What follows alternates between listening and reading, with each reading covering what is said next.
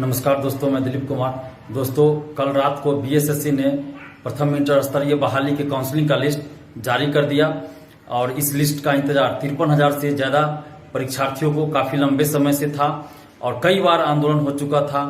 दिन रात परीक्षार्थी परेशान थे, बीएसएससी का वेबसाइट चेक कर रहे थे।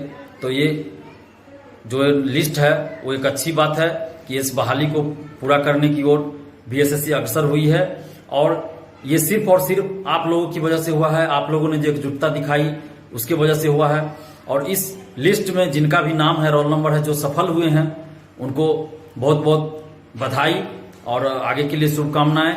और जिन लोगों का इसमें रोल नंबर नाम नहीं है, जो असफल हो गए हैं, उनको हिम्मत से काम लेना होगा। पूरा हौसला बनाए रखिए और आत्मविश्वास के साथ अगली परीक्षाओं की तैयारी कीजिए। जैसे आगे दरोगा बहाली है, फिर बीपीएससी है, सचिवालय सहायक की वैकेंसी आएगी, द्वितीय इंटर स्तरीय बहाली आएगी। तो आप हिम्मत मत हारिए। ऐसा नहीं कि इसमें रिजल्ट नहीं हुआ तो अब हम पढ़ना छोड़ दें या फिर दिन रात डिप्रेशन में चले जाए, दिन रात कुछ नकारात्मक विचार मन में आ रहा है उसी को सोच रहे हैं। तो इससे सिर्फ और सिर्फ नुकसान आप ही का होगा, किसी और का नुकसान नहीं होगा। तो इसलिए मैं कह रहा हूं कि हौसला बनाए रखिए और हिम्मत से काम लीजिए और अगली परीक्षाओं की तैयारी कीजिए। हम इस बात को अच्छी तरीके से समझ रहे हैं कि आप लोग 7.5 साल से इंतजार कर रहे थे और अचानक से आपको पता चला कि आपका सिलेक्शन नहीं हुआ है, इस लिस्ट में आपका नहीं है नाम, रोल नंबर। तो आपको कितनी तकलीफ हुई होगी ये मैं बहुत अच्छे तरीके से समझ सकता हूं। आपको बहुत ज्यादा तकलीफ हुई होगी जिसकी कल्पना भी नहीं हम लोग कर सकते हैं। लेकिन हिम्मत तो बनाना पड़ेगा, हौसला रखना पड़ेगा, नहीं तो फिर आगे जो परीक्षाएं होगी वो परीक्षाएं आपकी गड़बड़ हो सकती है। तो इसलिए आवश्यक है कि आप हिम्मत रखिए, हौसला बनाए रखिए और पूरे आत्मविश्वास के साथ अगली परीक्षाओं की तैयारी कीजिए। और जो लोग इसमें सफल हुए हैं उनको भी हम ये आग्रह कर रहे हैं, खासकर उनसे, कि आप लोग भी इन लोगों का साथ मत छोड़िएगा।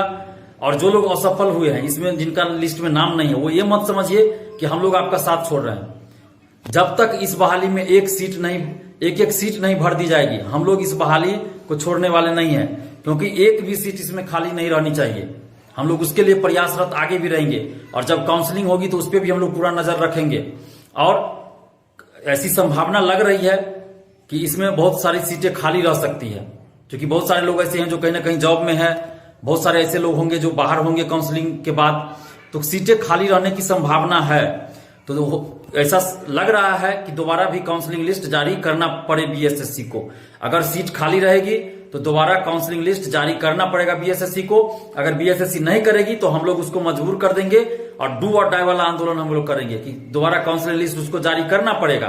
तो इसलिए जो लोग सफल भी हुए हैं तो वो लोग भी उस समय साथ दीजिएगा।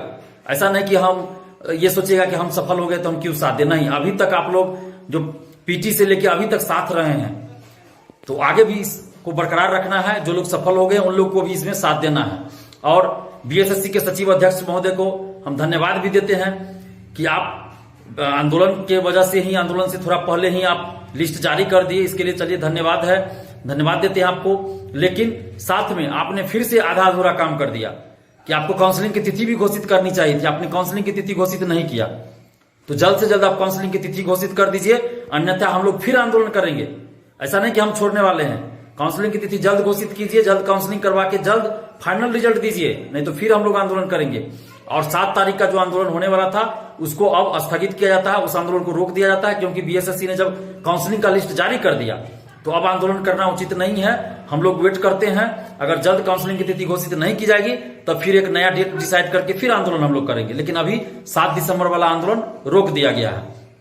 और अभी तक पीटी से लेकर अभी तक आप सभी परीक्षार्थियों ने, छात्र छात्राओं ने, प्लानिंग टीम के सभी सदस्यों ने और जो यूट्यूब चलाते हैं स्टूडेंट्स, उन सभी भाइयों ने काफी योगदान दिया है छात्रों को एकजुट रखने में और आंदोलन में आप लोगों ने काफी साथ दिया है। इसके लिए आप सभी को दिल से बहुत बहुत धन्यवाद। जो प्लानिंग टीम के जितने भी मेंबर हैं आप सभी को दिल से धन्यवाद। जो भाई बहन यूट्यूब चलाते हैं स्टूडेंट्स होकर, उनको भी बहुत बहुत धन्यवाद। और अब तमाम छात्र छात्राओं को दिल से धन्यवाद कि अभी तक आप लोगों ने पीटी से लेकर अभी तक आप लोगों ने आंदोलन में साथ दिया, मुखर होकर आवाज उठाई, एकजुटता दिखाई। और उसी एकजुटता का परिणाम है कि ये बहाली आज यहां तक पहुंच पाई है। अन्यथा अभी तक पीटी का भी रिजल्ट नहीं आया रहता।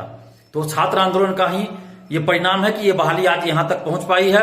और साथ साथ जितने भी यूट्यूब चैनल चलाते हैं, जितने यूट्यूब चैनल वाले मीडिया बंधु है, जो अखबार वाले मीडिया बंधु है, जो टीवी चैनल वाले मीडिया बंधु है, उन सभी को दिल से बहुत बहुत धन्यवाद कि आप लोगों ने भी शुरू से लेकर अभी तक बीएसएससी परीक्षार्थियों का साथ दिया है और सरकार और आयोग पे दबाव बनाने का काम किया है और हम लोगों के मुद्दे को जोर शोर से उठाया है और आप लोग का भी साथ भरपूर मिला और उसकी वजह से यहां तक ये बहाली पहुंच पाई। इसके लिए आप सभी को धन्यवाद, दिल से बहुत बहुत धन्यवाद। और बीएसएससी के सचिव अध्यक्ष महोदय से हम ये कहना चाहते हैं कि आपने पारदर्शिता क्यों नहीं दिखाई इस बहाली में। फिर से हम पहले भी आपसे मांग कर चुके थे कि आप पारदर्शिता के साथ इस बहाली को पूरा कीजिए ना। तो आपने सिर्फ काउंसलिंग का लिस्ट जारी किया, आपने कट ऑफ जारी क्यों नहीं किया, आपने सभी परीक्षार्थियों को मार्क्स जारी क्यों नहीं किया। आपको मार्क्स जारी करना चाहिए सभी परीक्षार्थियों को। आखिर जो लोग पास कर गए हैं उनको भी पता नहीं कि कितना मार्क्स आया और जो असफल हो गए हैं उनको भी ये पता नहीं कि कितना मार्क्स से वो असफल हुए हैं, ताकि वो अगली परीक्षा में उस अनुसार तैयारी करे।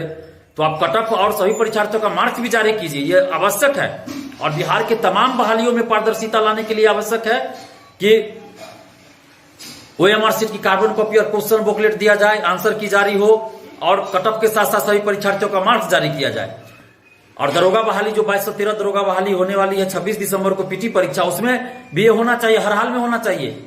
और पारदर्शिता लाने के मुद्दे पे हम लोग 7 दिसंबर को दिन में 1 बजे पटना कॉलेज में मीटिंग रख रहे हैं। तो जो लोग भी पटना या पटना के आसपास हैं वो लोग इस मीटिंग में आइए, ताकि दरोगा बहाली में पूरी तरह से पारदर्शिता लाई जाए, ओएमआर शीट की कार्बन कॉपी क्वेश्चन बुकलेट मिले और आगे भी जो सचिवालय सहायक की वैकेंसी आएगी, द्वितीय इंटर स्तरीय बहाली आएगी और भी जो बहाली हो उस सब में पारदर्शिता लाई जाए। इसलिए आप लोग जो लोग भी पटना में है, पटना के आसपास है, 7 दिसंबर को दिन में 1 बजे पटना कॉलेज आइए। और आप सभी परीक्षार्थियों से भी मैं आग्रह कर रहे हैं कि आप लोग एकजुट रहिए और एक भी सीट हम लोग खाली नहीं रहने देंगे। जब तक कि 13,120 है तो 13,120 सीट नहीं भर